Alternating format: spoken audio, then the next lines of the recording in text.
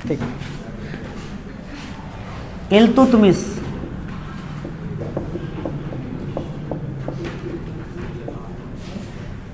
इल्तुतमिश, इल्तुतमिश कब गद्दी पे बैठा दिल्ली की? 1211 में, ठीक है, 1211। और कब तक रहा?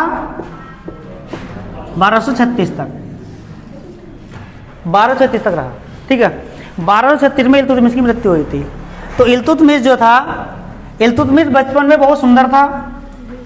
इसके पिता इल्तुतमिश से ज़्यादा प्यार करते थे। तो इसके अन्य जो भाई थे, इसके अन्य भाई इल्तुतमिश से नफरत करते थे, ठीक है। इल्तुतमिश के जो अन्य भाई थे इससे नफरत करते थे। एक दिन इसके पिता कहीं चले गए, ठीक है, एक दिन इसके पिता कहीं चले गए इल्तुतमिश के, ठीक है। तो इसके भाइयों ने इसको उठाकर बेच दिया था, इसको उठाकर बेच दिया। तो जो व्यापारी इसको लेकर आया था इल्तुतमिश को, जो व्यापारी लेकर आया था, व्यापारी जो व्यापारी इसको लेकर आया था वो बुखारा के बाजार में लेकर आया था, बुखारा का बाजार, ठीक है। तो बुखारा का जो बाजार था, बुखारा के बाजार में, बुखारा का बाजार मोहम्मद गौरी के शासन के अंतर्गत था। किसके? मोहम्मद गौरी के, मोहम्मद गौरी, मोहम्मद गौरी के शासन के अंतर्गत था। तो इस व्यापारी ने इल्तुतमिश के ज़्यादा कीमत लगाई कि भैया इतने पैसों में बेचूंगा, तो मोहम्मद गौरी उसे खरीद ना पाया, जिसके कारण इसने बुखारा के बाजार पर बैन लगा दिया, इसने बंद कर दिया कि बुखारा के बाजार को बंद कर दिया, भाई बुखारा में बाजार नहीं लगेगा, ठीक है। मोहम्मद गौरी का एक गुलाम था, उसका नाम था कुतुबुद्दीन ऐबक, कुतुबुद्दीन ऐबक। तो कुतुबुद्दीन ऐबक ने इस इल्तुतमिश को पसंद कर लिया था, इसने इसे अच्छा लगा था, इल्तुतमिश ज़्यादा सुंदर था। अधिक सुंदर होने के कारण इसको व्यापारी ने अधिक रेट में बेचना चाहा, तो मोहम्मद गौरी ने इसको मना कर दिया, खरीद ना पाया। और कुतुबुद्दीन ऐबक को यह पसंद आ गया था। कुतुबुद्दीन ऐबक के मन में बात आई कि इसको हम खरीदेंगे, लेकिन वो खरीद क्या सकता? ये कुतुबुद्दीन ऐबक जो था वो मोहम्मद गौरी का गुलाम था। किसका गुलाम था? मोहम्मद गौरी का गुलाम था। अब मोहम्मद गौरी का गुलाम होने के कारण इसको खरीद ना पाया। फिर इसने कुतुबुद्दीन ऐबक ने इसको दिल्ली में खरीदा। कहाँ खरीदा? दिल्ली में। इसने कुतुबुद्दीन ऐबक ने इल्तुतमिश को कहाँ खरीद लिया? दिल्ली में। कई बार एग्जाम में क्वेश्चन पूछ लिया गया कि गुलाम का गुलाम किसे कहा जाता है? गुलाम का गुलाम किसे कहा जाता है? देखो, मोहम्मद गौरी गुलाम कौन था? कुतुबुद्दीन ऐबक।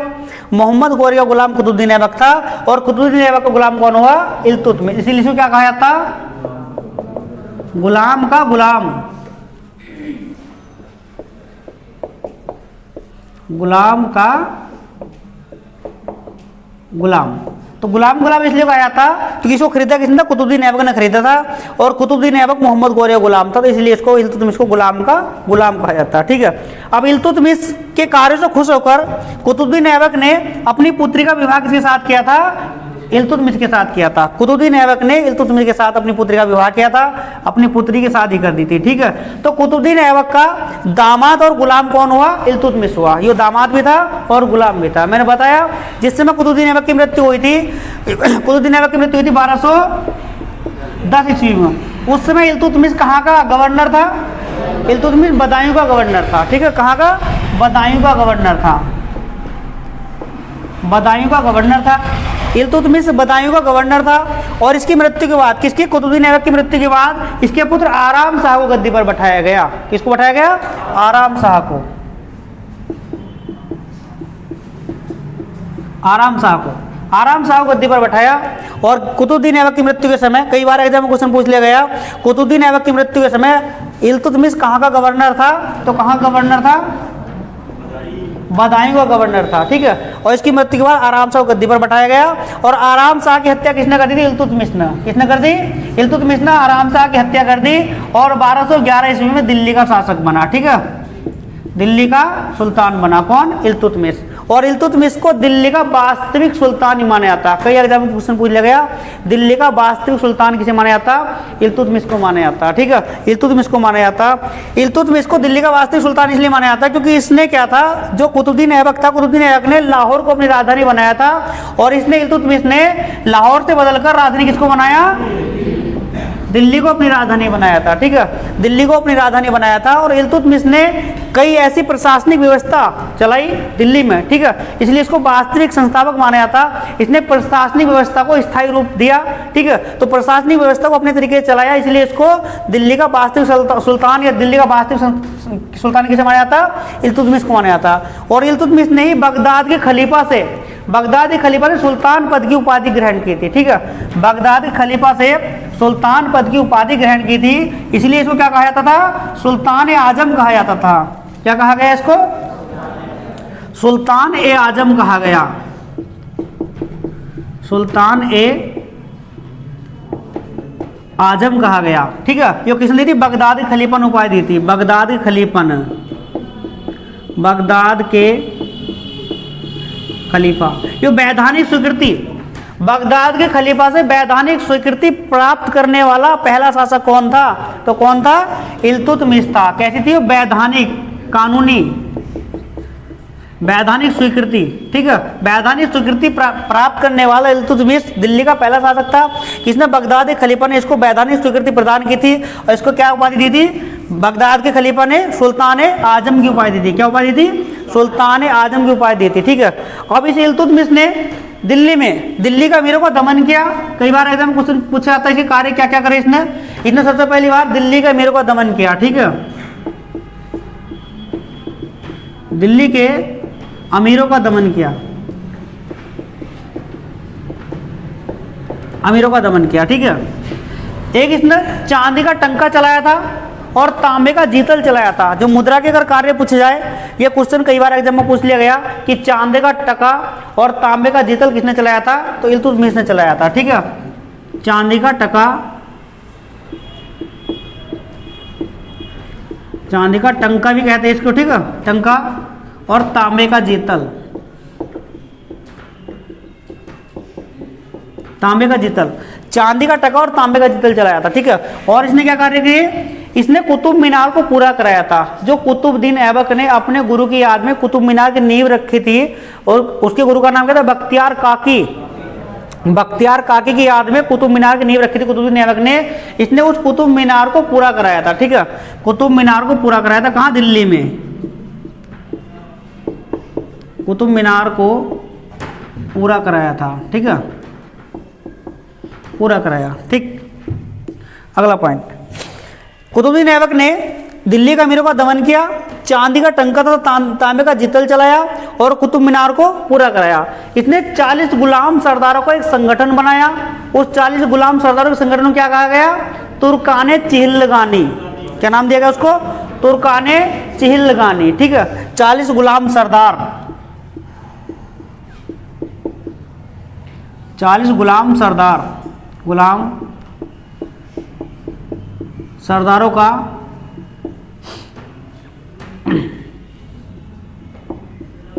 गठन किया। इसका नाम रखा गया तुर्काने चहलगानी या चिहिलगानी, तुर्काने चहलगानी, ठीक है, तुर्काने चहलगानी। इल्तुतमिश ने 40 गुलाम सरदारों का एक संगठन बनाया। उस संगठन का नाम क्या रखा गया? नाम रखा गया तुर्काने चहलगानी, ठीक है। इसने एकता प्रणाली चलाई थी, एक प्रणाली चलाई थी जो प्रशासनिक व्यवस्था थी इसकी प्रशासनिक व्यवस्था में एक प्रणाली शुरुआत की गई। उस प्रणाली का नाम क्या रखा गया? एकता प्रणाली, एकता प्रणाली,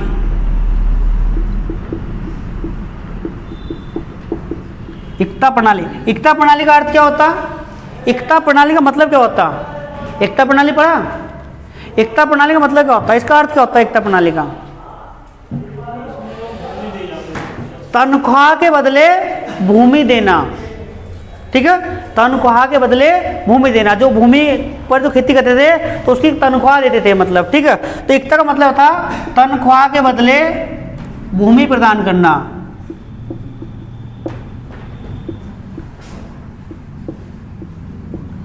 बदले भूमि देना।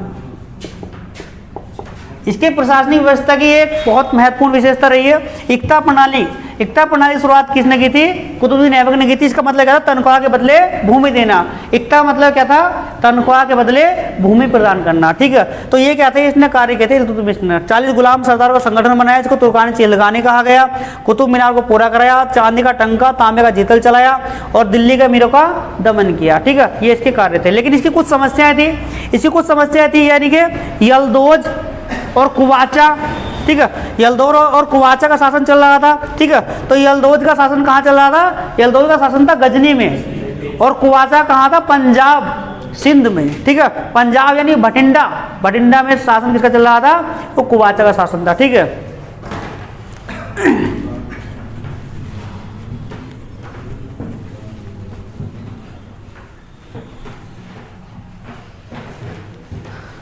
तराइन का तीसरा युद्ध।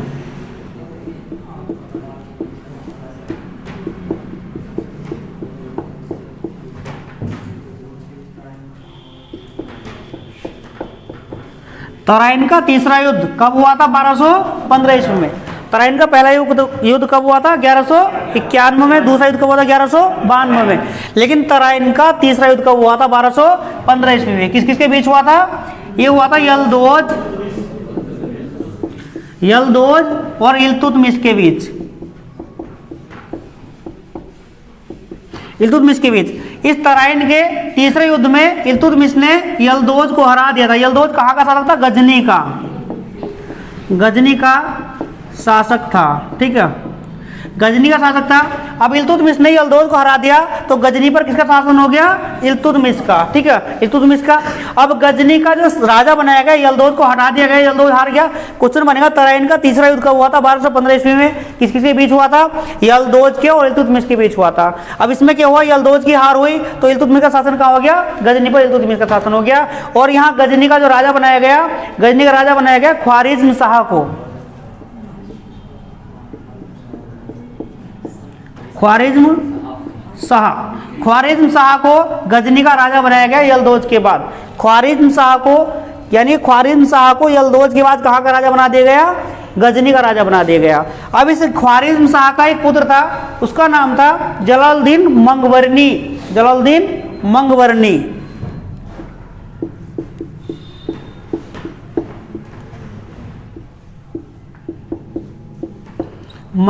ठीक है, जलालुद्दीन मंगबरनी। किसका पुत्र? जलालुद्दीन मंगबरनी, ख्वारिज्म शाह का। देखो इसका नाम इसलिए पढ़ना पड़ता है जलालुद्दीन मंगबरनी का, जिस समय तराइन का तीसरा युद्ध हुआ, तराइन के तीसरे युद्ध में क्या हुआ? कुतुबुद्दीन ऐबक ने यल्दौज को हरा दिया और यल्दौज कहाँ का शासक था? यल्दौज गजनी का शासक था। जबकि ये जो यल्दौज था ये मोहम्मद गौरी का गुलाम था। यल्दौज, कुवाचा और कुतुबुद्दीन ऐबक किसके गुलाम थे? मोहम्मद गौरी गुलाम थे। और यल्दौज कहाँ का शासक बना था? गजनी का शासक बना था। तराइन के तीसरे युद्ध में इल्तुतमिश ने यल्दौज को हरा दिया और यल्दौज के बाद ख्वारिज्म शाह को वहाँ का राजा बनाया। और ख्वारिज्म शाह के बाद उसका पुत्र जलालुद्दीन मंगबरनी गद्दी पर बैठा। अब जलालुद्दीन मंगबरनी जब वहां राज कर रहा था, कहाँ? गजनी में, तो उस समय क्या हुआ था? मंगोलों ने गजनी पर आक्रमण कर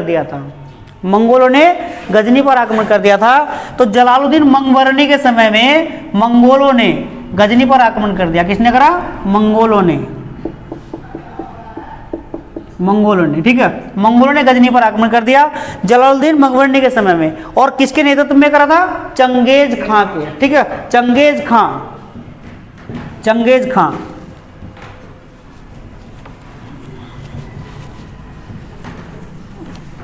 समझ मारी कहानी समझ मारी? जलालुद्दीन मंगबरनी।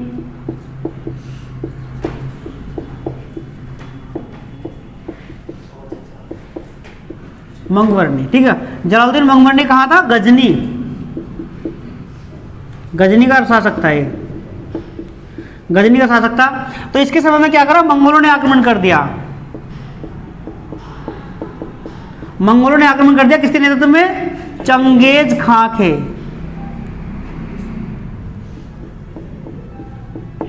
चंगेज खां। ये जो मंगोले थे ये लड़ाकू जनजाति के लोग थे, ठीक है, लड़ाकू जनजाति के लोग थे, ये लड़ाकू जनजाति के लोग थे और ये मांसाहारी भी थे, ठीक है, ये मांसाहारी भी थे। तो इनको अलग तरीके से देखा गया। तो मंगोलों ने जो आक्रमण करा था किसके नेतृत्व में करा था? चंगेज खां के नेतृत्व में मंगोलों ने जलालुद्दीन मंगवरनी के ऊपर आक्रमण कर दिया। और कई एग्जाम में क्वेश्चन पूछ लेगा चंगेज खां का दूसरा नाम क्या था? चंगेज खां का दूसरा नाम क्या था? चंगेज खां का दूसरा नाम था तेमुचिन। तेमुचिन इसका नाम था, ठीक है, तेमुचिन इसका नाम था। एक और नाम था इसका, खुदा का कहर कहा जाता था इसको, खुदा का कहर।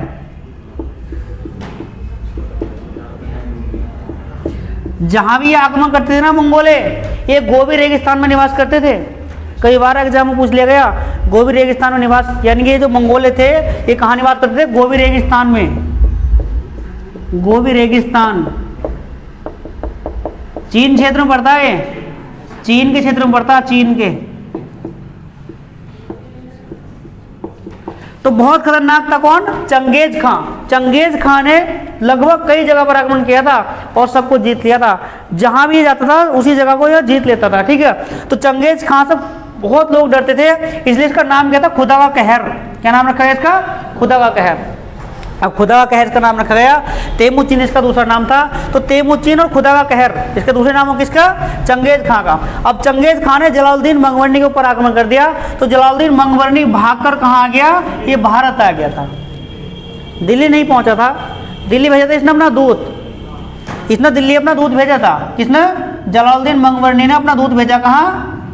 इल्तुतमिश के पास। अपना एक दूत भेज दिया कहाँ? दिल्ली, यहाँ इल्तुतमिश के पास। ये कहाँ आ गया? भारत आ गया। यहाँ ये पंजाब आ गया था, पंजाब आ गया। कहाँ आ गया? पंजाब। जलालुद्दीन मंगवरनी के ऊपर जब आक्रमण किया किसने? चंगेज खान ने। तो इससे डर की वजह से भयभीत होकर, क्योंकि खुदा का कहर कहा जाता था इसको। खुदा का कहर मतलब हो जाएगा काम समझ लो। तो आ गया वहां से, ठीक है। तो तेमुचिन और खुदा का कहर इसके नाम किसके थे? चंगेज खां के। चंगेज खां के डर की वजह से कहाँ आ गया जलालुद्दीन मंगवरनी? पंजाब आ गया। और इसने अपना एक दूत भेजा कहाँ? इसके इल्तुतमिश के पास दिल्ली भेजा, दिल्ली भेजा, ठीक है, इल्तुतमिश के पास। अब इल्तुतमिश के पास, इल्तुतमिश के दिमाग में एक बात आई। इसने कहा कि भाई मुझे बचा लो किसी वजह से, मुझे चंगेज खां मार देगा। अपने दूत को भेजा, उसने वहां बताया। अब इल्तुतमिश को लगा कि कहीं ना कहीं चंगेज खां जो आया था आक्रमण करने के लिए, वो भारत पर आक्रमण करना थोड़ा आया था। वो कहाँ आया था? वो तो गजनी पर आक्रमण कर रहा था। गजनी कहाँ? गजनी कहाँ था? गजनी अफगानिस्तान में। तो इल्तुतमिश को लगा भाई अब भारत वाले क्यों लड़ाई करो उसके साथ। इन्होंने क्या काम करा? इल्तुतमिश ने इसके दूत जो भेजा था इसने, उस दूत को मार दिया। इसके जलालुद्दीन मंगवरनी के दूत को मार दिया और इसके एक फरमान भिजवा दिया कि भैया तू भारत मत आव, भारत की जलवायु तेरे लिए ठीक ना। मना कर दिया, मना कर दी भाई कि भारत की जलवायु तेरे लिए अनुकूल नहीं है, तू भारत मत आव। इसे जलालुद्दीन, अगर ये दिल्ली पहुंच जाता तो फिर वो चंगेज खां भी दिल्ली पहुंच जाता। और वो था खुदा का कहर। तो इल्तुतमिश खुदा के कहर से क्यों टकराव? क्यों टकराव भाई? दिल्ली अभी राजधानी नहीं बनाई है इसने, दिल्ली नई नई राजधानी बनी है, पहले लाहौर राजधानी थी। तो खुदा के कहर से क्यों टकराता? इल्तुतमिश ने इसके दूत को मार दिया और इससे कह दिया जलालुद्दीन मंगवरनी से, भैया तू एक काम कर, तेरे अनुकूल ना हा, तू वहीं रह। तो ये कुछ महीने तक कहाँ रहा? कुछ महीने तक ये पंजाब में ही रहा। अब पंजाब में जो सिंध प्रांत था, पंजाब, यहाँ पंजाब और सिंध, यहाँ शासन किसका था? यहाँ शासन था, तीन गुलाम थे मोहम्मद गौरी के। एक तो यलदौज था, एक कुवाचा था, एक कुतुबुद्दीन ऐबक था।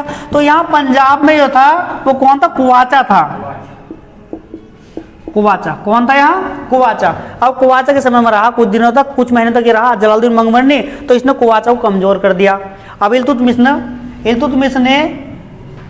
1217 ईस्वी में कुवाचा के ऊपर आक्रमण कर दिया और कुवाचा को भी हरा दिया, ठीक है, कुवाचा को हरा दिया। तो इसने अपनी सारी समस्याओं को निपटा दिया। देखो पहले यलदौज को इसने मारा था इल्तुतमिश ने, फिर उसके बाद किसे मारा?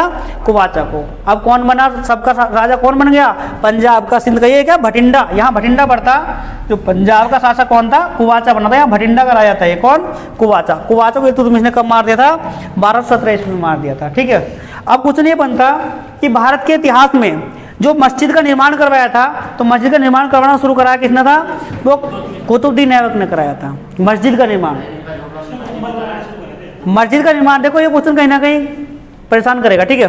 मस्जिद का निर्माण किसने करवाया था? मस्जिद का निर्माण करवाया था कुतुबुद्दीन ऐबक ने।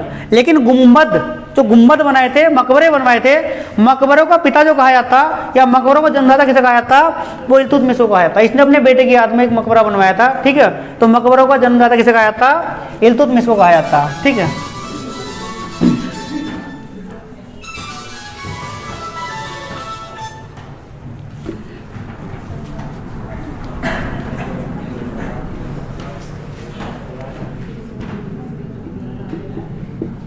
गुंबद, गुंबद निर्माण का पिता,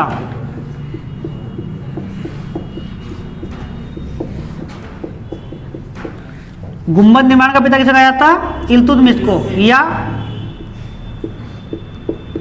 मकबरों का, हाँ, मकबरों का जनक, मकबरों का जनक किसे कहा जाता, इल्तुतमिश को कहा जाता, ठीक है। इल्तुतमिश को मकबरों का जनक कहा जाता और गुंबद निर्माण का जन्मदाता कहा जाता। इसने गुंबद बनवाए थे और मकबरे बनवाए थे, ठीक है। अब जो इल्तुतमिश था, इल्तुतमिश की जो बड़ी पुत्री थी, इल्तुतमिश की एक पुत्री थी, उसका नाम था रजिया सुल्तान। क्या नाम था, रजिया सुल्तान।